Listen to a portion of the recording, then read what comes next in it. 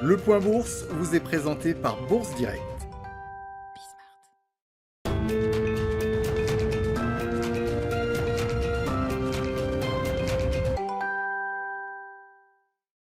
Bonjour à tous, la Bourse de Paris progresse ce matin dans le sillage des marchés asiatiques. Les investisseurs qui semblent être rassurés par les signes d'accalmie sur les marchés après les envolées spéculatives de la semaine dernière.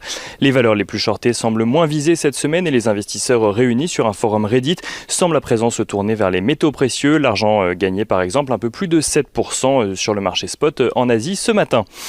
Les investisseurs qui découvriront tout au long de la journée les indices PMI du secteur manufacturier pour le mois de janvier.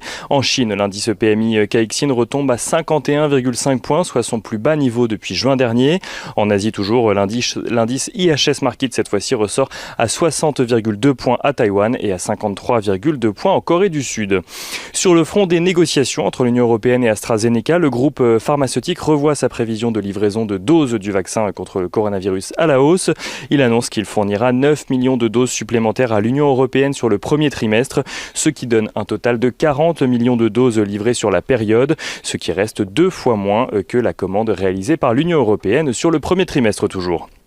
Côté valeur à présent, on suivra ce matin Klépierre qui annonce que 70% de ses centres commerciaux sont soumis aux nouvelles mesures de restriction annoncées par le gouvernement, et tandis que les immatriculations de voitures particulières neuves reculent de près de 6% en France au mois de janvier.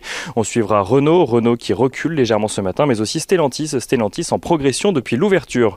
On regarde rapidement ce qui se passe du côté des matières premières, le pétrole qui reste stable aux alentours de 55,5$ le baril de Brent, l'once d'or qui reste elle aussi stable aux alentours des 1850$ l'once et l'euro-dollar de son côté sur le marché d'échange qui reste lui aussi stable aux alentours des 1,21$ pour 1 euro.